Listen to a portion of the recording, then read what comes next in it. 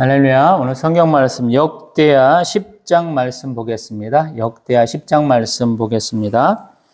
르호보암이 세겜으로 갔으니 이는 온 이스라엘이 그를 왕으로 삼고자 하여 세겜에 이르렀음이더라. 느밧의 아들 여로보암이 전에 솔로몬 왕의 낯을 피하여 애굽으로 도망하여 있었더니 이 일을 듣고 여로보암이 애굽에서부터 돌아오매 무리가 사람을 보내어 그를 불렀더라. 여로보암과 온 이스라엘이 와서 르호보암에게 말하여 이르되 왕의 아버지께서 우리의 멍에를 무겁게 하였으나 왕은 이제 왕의 아버지께서 우리에게 시킨 고역과 매운 무거운 멍에를 가볍게 앞서서 그리하시면 우리가 왕을 섬기겠나이다. 르호보암이 그들에게 대답하되 3일 후에 다시 내게로 오라 하매 백성이 가니라. 르호보암 왕이 그의 아버지 솔로몬의 생전에 그 앞에 모셨던 원로들과 의논하여 이르되 너희는 이 백성에게 어떻게 대답하도록 권고하겠느냐 하니 그들이 대답하여 이르되 왕이 만일 이 백성을 후대하여 기쁘게 하고 선한 말을 하시면 그들이 영원히 왕의 종이 되리이다 하나 왕은 원로들이 가르치는 것을 버리고 그 앞에 모시고 있는 자기와 함께 자라난 젊은 신하들과 의논하여 이르되 너희는 이 백성에게 어떻게 대답하도록 권고하겠느냐 백성이 내게 말하기를 왕의 아버지께서 우리에게 매운 멍에를 가볍게 하라 하였느니라 하니 함께 자라난 젊은 신하들이 왕께 말하여 이르되 이 백성들이 왕께 아뢰기를 왕의 아버지께서 우리의 멍에를 무겁게 하였으나 왕은 우리를 위하여 가볍게 하라 하였은즉 왕은 대답하시기를 내 새끼 손가락이 내 아버지의 허리보다 굵으니 내 아버지가 너희에게 무거운 멍에를 매게 하였으나 이제 나는 너희의 멍에를 더욱 무겁게 할지라 내 아버지는 가죽 채찍으로 너희를 치셨으나 나는 전갈 채찍으로 하리라 하소서 하더라. 3일 만에 여로보암과 모든 백성이 르호보암에게 나왔으니 이는 왕이 명령하여 이르기를 3일 만에 내게로 다시 오라 하였음이라. 왕이 포악한 말로 대답할세 르호보암이 원로들의 가르침을 버리고 젊은 신하들의 가르침을 따라 그들에게 말하여 이르되 내 아버지는 너희의 멍에를 무겁게 하였으나 나는 더 무겁게 할지라. 내 아버지는 가죽 채찍으로 너희를 치셨으나 나는 전갈 채찍으로 치리라 하니라. 왕이 이같이 백성의 말을 듣지 아니하였으니 이 일은 하나님께로 말미암아 난 것이라. 여호와께서 전에 실로 사람 아히야로 하여금 느밧의 아들 여로보암에게 이르신 말씀을 응하게 하심이더라.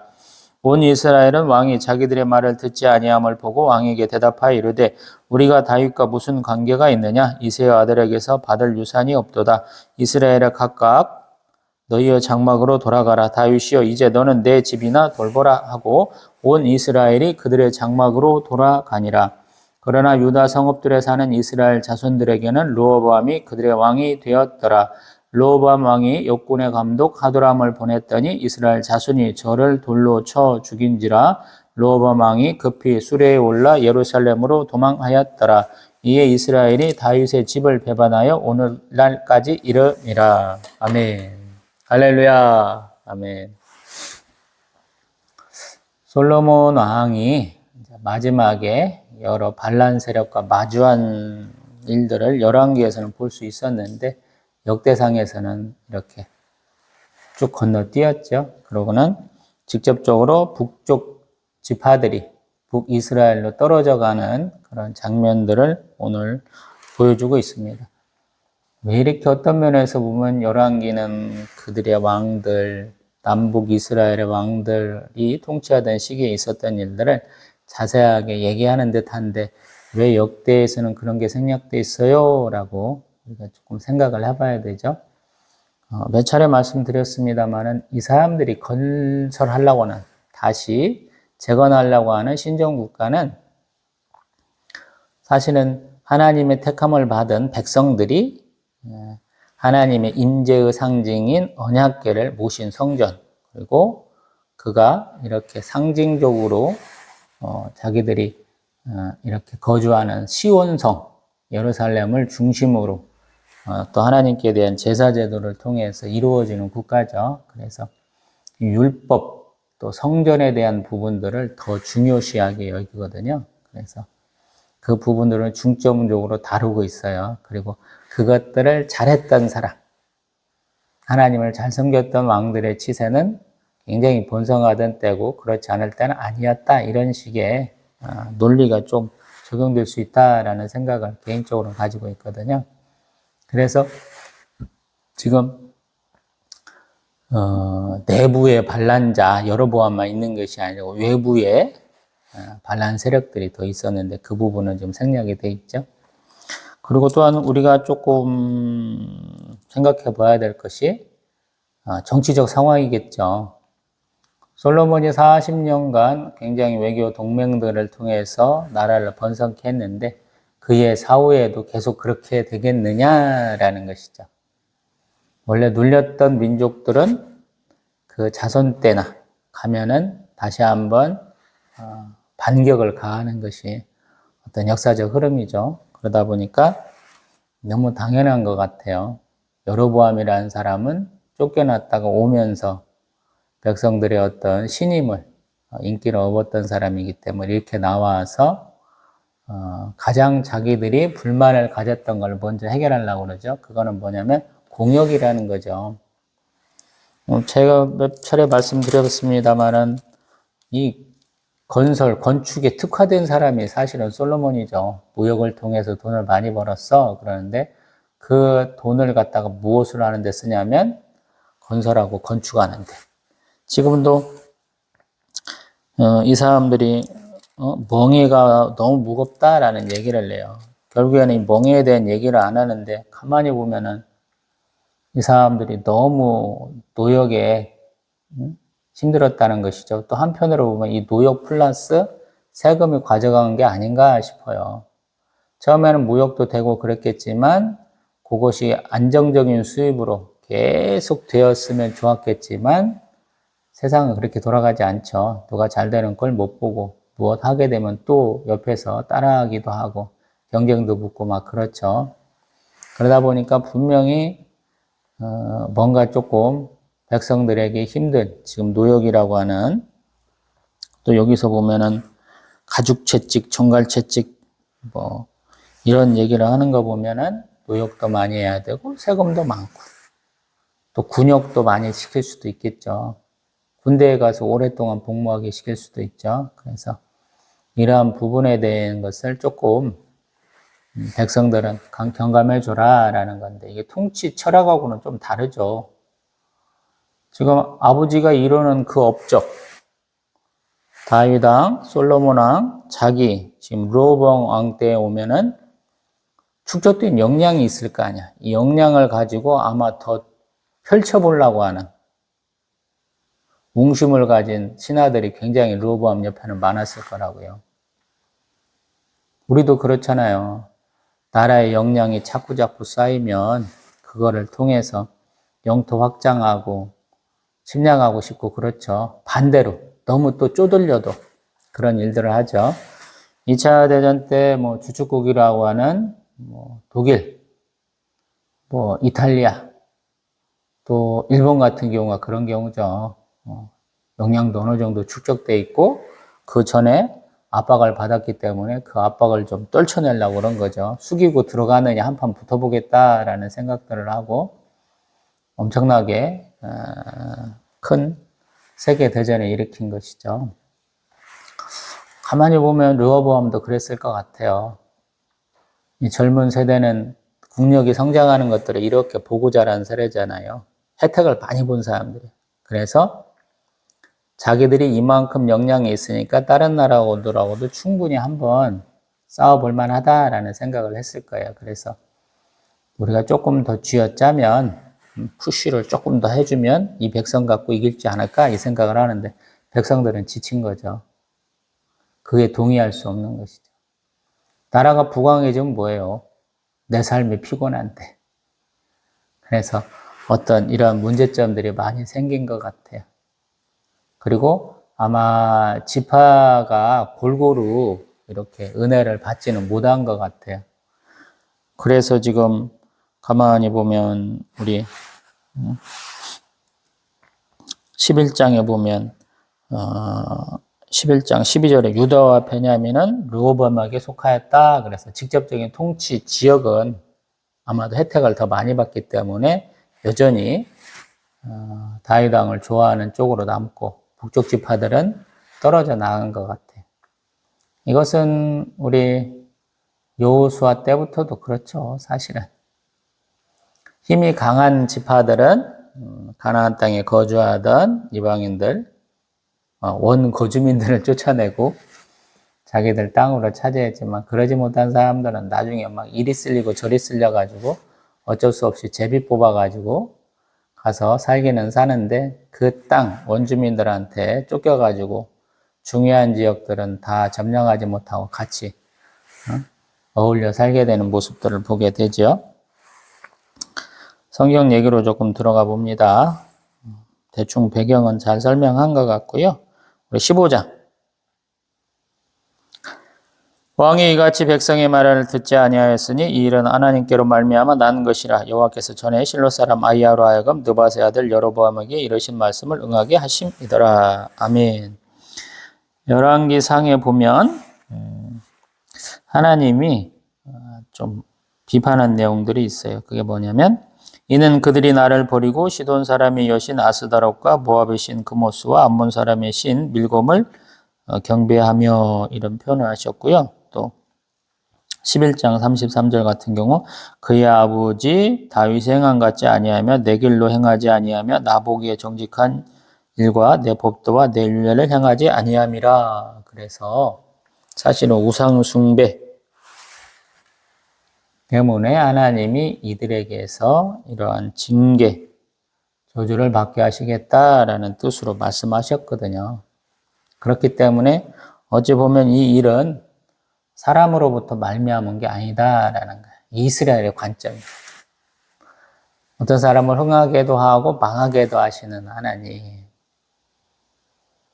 하나님 심판이 이래요.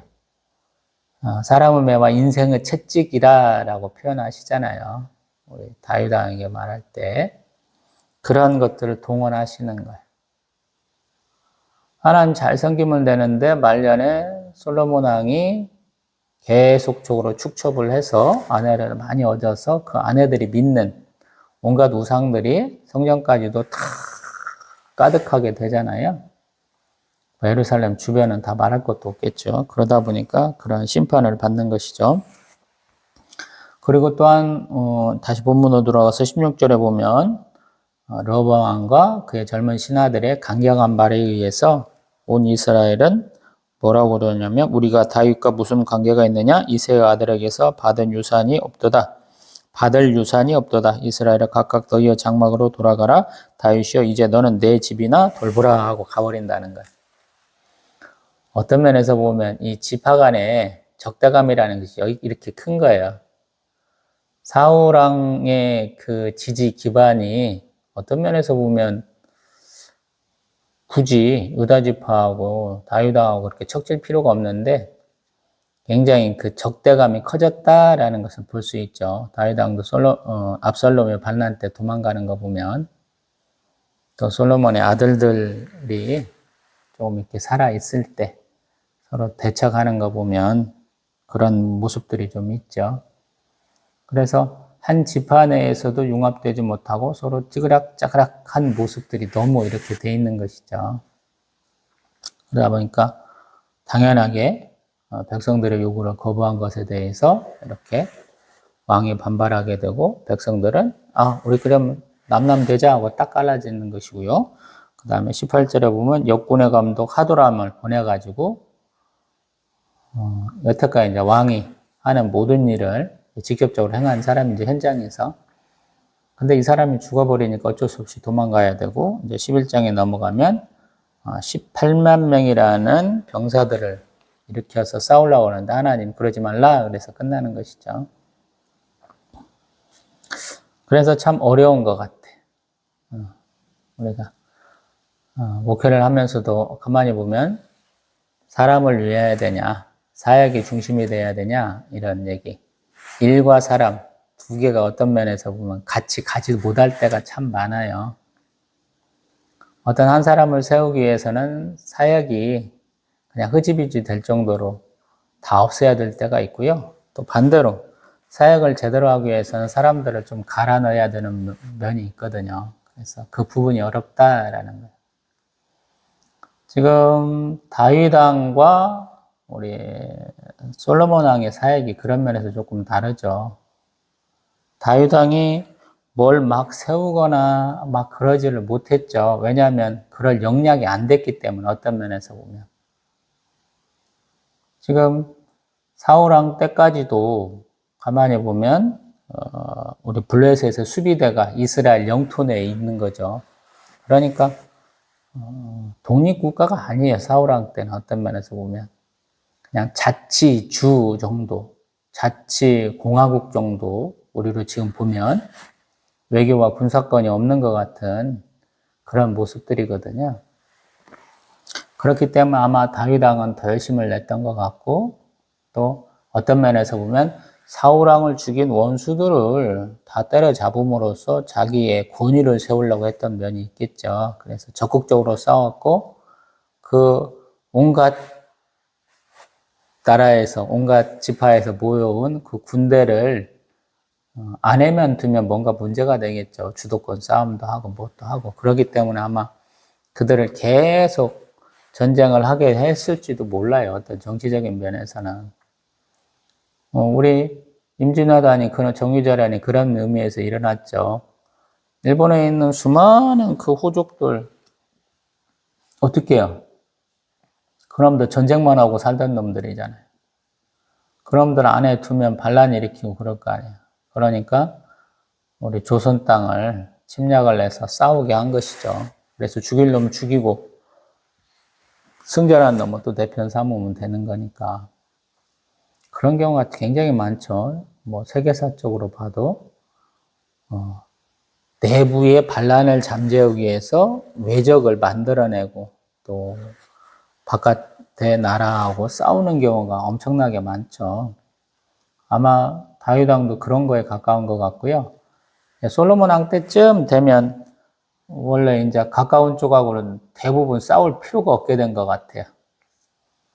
아마 다윗 왕이 너무 싸움을 잘했거나 솔로몬 왕이 하나님이 주신 축복이 너무 커서 대부분의 나라가 이제 지쳐가지고 솔로몬하고 싸우면 손해야. 걔하고는 손 잡고 다른 놈들하고만 싸우자 이렇게 됐는지도 몰라요. 우리 흔히 그러잖아요. 공동의 표적이 됐다가 이제 공동의 어떤 동맹자가 된 그런 느낌이에요. 솔로몬 왕 때는.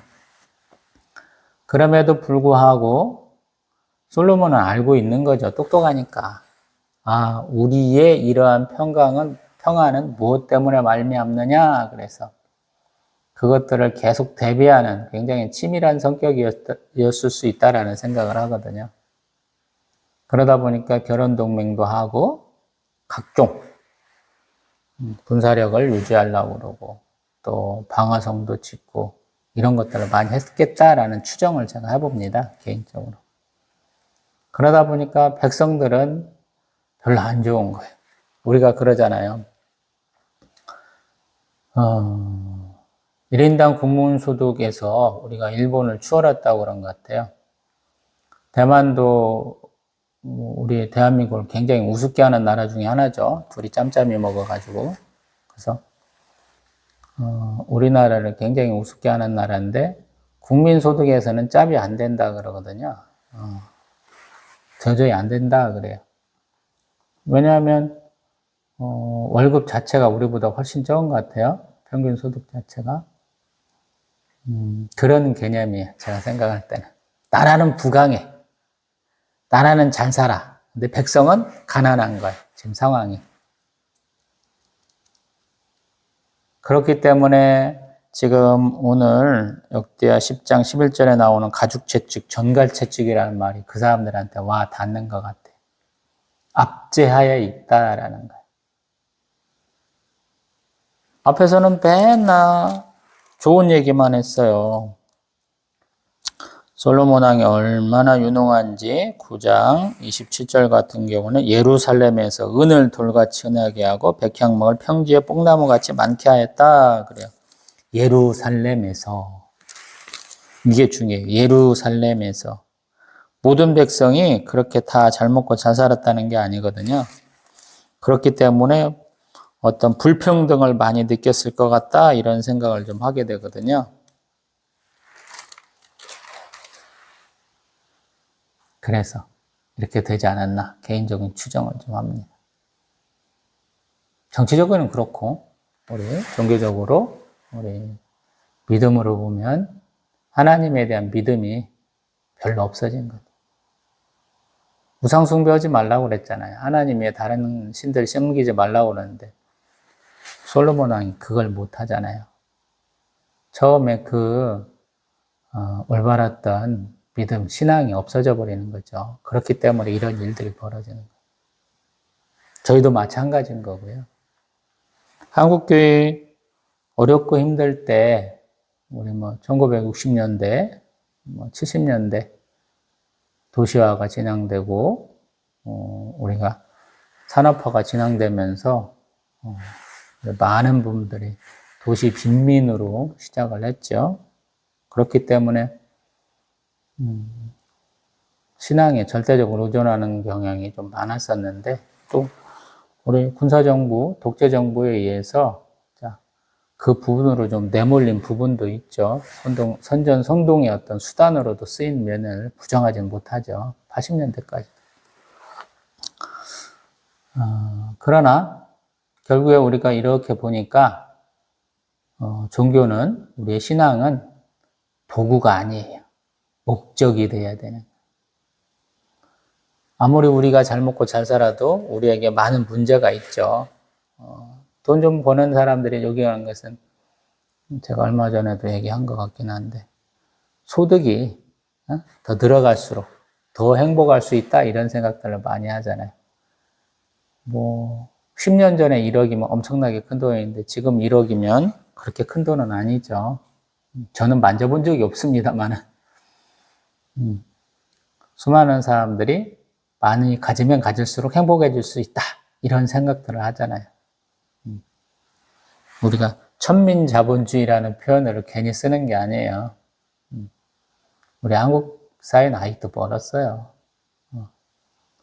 돈에 대한 가치에 대한 철학이 조금 더 마련돼야 되는데 아직도 그 말도 안 되는 이런 인식들이 아직도 퍼져 있기 때문에 더 그런 것 같아요. 더 수준이 높아지면 갈 사람 다 가고 남는 사람들이 있겠죠. 그 남는 사람들이 이제 온전히 하나님 믿고 해야 될 텐데 서구 사회를 보니까 그런 면이 별로 없죠. 근데 그 서구 사회의 그들이 누렸던 것과는 좀 우리 한국 사회는 비교가 불가능한 건데요. 그래서 쉽게 얘기할 수 있는 것은 아닌 것 같아요. 소득 몇만 달러 넘으면 교회를 안 다닌다 이런 단순한 얘기를 하더라고요. 맞는지 어떠는지는 모르겠지만 가난하나 부하나 다 하나님 앞에 나와서 하나님을 경배하고 찬송하는 게 참 중요하죠. 돈으로 살 수 없는 게 거의 없어졌어. 다 살 수 있어. 이렇게 생각하는 사람들 많은데 막상 그 돈 가져보면 고민 많이 할 거예요. 없이 살다가 내 주머니가 두둑해지니까 내 통장 잔고가 쌓이니까 뭔가 할 수 있는 것 같지만 그런 상태를 조금 더 지나봐야 돼요. 이런 거예요. 이렇게 올라왔어요. 근데 이렇게 올라가지는 않거든요. 올라왔다가 정체에다가 다시 떨어질 수 있거든요. 이런 걸 경험을 계속 해봐야 돼요. 지금 이스라엘도 지금 사울 왕 때 조금 올라오고 다윗 왕 때 올라오고 솔로몬 왕 때 올라오니까 우리가 더 올라갈 수 있어 이런 착각을 하는데 막 이제부터 이런 요동을 치죠. 꼬라박기도 하고 잠깐 올라가기도 하고 이런 과정을 거치죠. 왜 그러겠어요? 아이 정신 못 차리니까. 인생의 매와 사람의 채찍을 굉장히 많이 맞는 장면들을 우리가 보게 되죠. 저희도 마찬가지. 성경에서 나오는 가장 똑똑하고 가장 부했던 사람, 가장 큰 영광을 누렸던 사람, 솔로몬의 얘기가 의외로 짧다고 제가 말씀드려봤잖아요. 솔로몬 얘기보다 다윗 왕 얘기가 더 많다고. 온갖 죽을 얘기 다 겪고 온갖 창피한 일 다 겪은 사람 중에 하나거든요. 그 사람 얘기가 더 많다는 거예요. 근데 사실은 그 사람의 개인 가정사를 다루진 않아요. 그가 무엇을 위해서 노력했는가를 역대상에서는 중점적으로 다뤄줬거든요. 역대의 저자들이 바라봤을 때 우리가 지향해야 될 점이 무엇인가를 얘기를 하는 것이거든요. 이 부분 연장선상에서 예수님은 성전에 대한 모독으로 신성 모독의 죄가 더 컸다 그러고, 스데반 집사님은 성전과 율법에 대한 모독으로, 우리 사도 바울은 성전과 율법과 백성에 대한 모독으로 죄목들이 이렇게 하나둘씩 더 늘어났죠. 우리 신앙생활도 그래요. 가만히 보면 내가 하나님을 믿느냐, 요게 처음에는 막 드러나고요. 하나님을 믿느냐라는 문제에서 조금 어느 정도 해결이 되고, 나 하나님 잘 믿고 있어. 그러면 조금 지나면 그 하나님이 말씀하신 것을 내가 잘 지키고 있느냐, 이런 문제가 또 지나가요. 그럼 그 문제 앞에서 많이 반성하게 되고, 어떤 분은 또 잘 지키게 되는데, 말씀하신 것도 잘 지켰는데 나하고 똑같이 하나님 잘 믿는 사람하고 관계를 잘 맺고 있느냐라고 물어보면 또 이게 또 찌그락짜그락 하면서 굉장히 어려워져요. 하나님이 말씀하신 거, 또 하나님을 믿는 나하고 비슷한 처지의 사람과 잘 지내느냐, 이 세 가지 굉장히 어려워집니다. 그래서 참 어려운 거예요, 신앙이라는 것은. 그래서 자주자주 하나님께 가서 물어봐야 돼요. 하나님의 뜻이 무엇인지 이렇게 묻고 깨달아갖고 그 길을 가야 평안한 길이 되는 거예요. 그래서 제가 예배 잘 드리시라고 그러죠. 예배 빼먹지 마시고, 또 공적인 예배뿐만 아니라 또 개인적으로 영성을 이렇게 키워나갈 수 있는 하나님의 말씀이 있고 묵상하는 시간들을 가져야 되는 것이고요. 또 그것들이 불가능하다면 운전하면서 잠깐씩 하나님 옆에 모시고 가는 것처럼, 뒤에 모시고 가는 것처럼 대화도 가능하고, 식사하고 잠깐 쉬는 시간에 커피 한잔 하면서 먼 산 한번 바라보면서 하늘 바라보면서 대화할 수도 있고요. 방법은 많아요. 없다고 하지 마세요. 그리고 사람들하고 대화할 때 조금 경건한 얘기 좀 해보세요. 그럴 수 있는 대상이 있다면 축복받은 분이시거든요. 그렇게 조금 우리가 하루 24시간 조금 넘는 시간이 주어진다면 그 시간 안에 그런 부분들을 일정하게 가져간다면 어느 정도 1년이든 짧게는 몇 달이든 지나보면 내 삶이 좀 바꿔져 있다라는 것을 느끼게 되거든요. 제가 그래서 이렇게 계속 동영상을 통해서 말씀드려봐요. 내 삶은 내 것이 아니고 하나님의 것이거든요. 그래서 내가 완전히 하나님 것이 될 때 내 삶이 바뀌어요. 세상 사람들이 바라는 것과는 조금 다른 삶을 살게 되거든요. 저는 그런 삶을 사시라고 권해드리고 싶어요. 표준적인 인간, 사람들이 이 정도면 성공했어 라고 얘기하는 그 사람 상이 나하고 맞으면 상관이 없는데 대부분의 분들하고는 안 맞아요. 제가 봤을 때는. 개인적으로 하나님이 주시는 우리에게 특별한 성격이 있고 입맛이 있고 내가 좋아하는 그런 인물들이 다르거든요. 많은 분들이. 어떤 분은 외향적이고 어떤 분은 내향적이잖아요. 어떤 거는 막 먹는 거 되게 좋아하시는 분이 있고 어떤 분은 먹는 거에 별로 신경도 안 쓰잖아요. 남들이 이만큼 먹을 때 나는 요만큼 먹은 걸로 만족하시는 분이 있잖아요. 이만큼 드시는 분이 이만큼 먹으면 탈나거든요. 남들은 앞에 나가서 막 남들의 시선을 받는 걸 즐기는 분들이 있는데 어떤 분은 절대 안 그래요. 업적을 쌓고 막 자기 자서전 쓰면 막 자랑할 일이 잔뜩 있는 사람들 만족할 수도 있지만 어떤 분들은 그런 거 안 좋아해요. 조용히 자기만의 시간 가지면서 이렇게 가지는 걸 좋아하거든요. 근데 하나님은 다 좋아하세요. 우리를 만드신 분이니까 활발한 사람도 좋아하고 좀 이렇게 차분한 사람도 좋아하고 때로는 막 건강한 사람도 좋아하고 운동선수 얼만큼 종목에 가리지 않고 건강한 사람도 좋아하시고 또 처음부터 선천적 장애를 갖고 계신 분도 좋아하세요. 하나님은 그 마음의 중심을 보시거든요. 그래서 하나님하고 대화하는데 즐거움을 느낄 수 있다면, 기도에 기쁨을 누릴 수 있다면 우리 신앙생활은 굉장히 성공했다고 저는 생각하거든요. 하나님과 대화할 수 있어요. 하나님한테 내 얘기를 쫑알쫑알 하는 것이 너무 기쁘다 이런다면은 우리 관계는 신앙생활을 통해서 맺은 하나님과 나의 관계는 굉장히 좋은 것이거든요. 저는 그러기를 소망하거든요. 그래서 이런 내용 가지고 뭐 소소하잖아요, 오늘. 솔로몬의 아들 때 왜 이렇게 나라가 갈라집니까? 라고는 굉장히 심각한 얘기잖아요. 그 원인에 대해서 한번 눈해 볼 수 있죠. 뭐 가정적으로도 풀어볼 수 있고 저처럼 좀 정치적인 면을 좀 들어갖고 표현할 수도 있고 그런 얘기를 하나님과 나눠보는 거예요.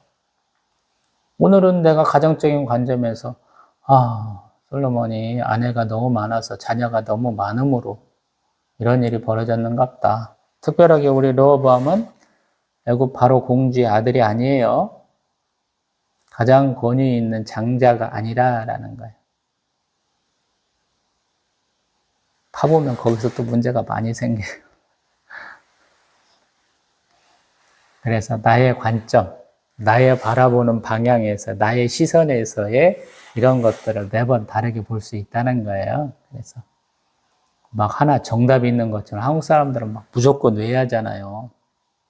지식을 쌓아야 된다고 생각하잖아요. 저는 지식 쌓으라고 하는 동영상이 아니죠.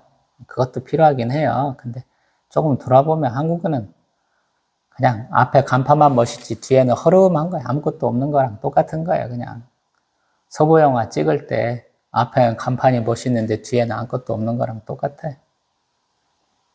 그런 거 하지 마시고 조금 알찬 시간, 조금 생동감 있는 시간 가지시라고 제가 이런 말씀 드려보잖아요. 다음번에는 역대하 11장 남북 이스라엘로 완벽하게 갈라진 상황을 보겠습니다. 또 뵙겠습니다.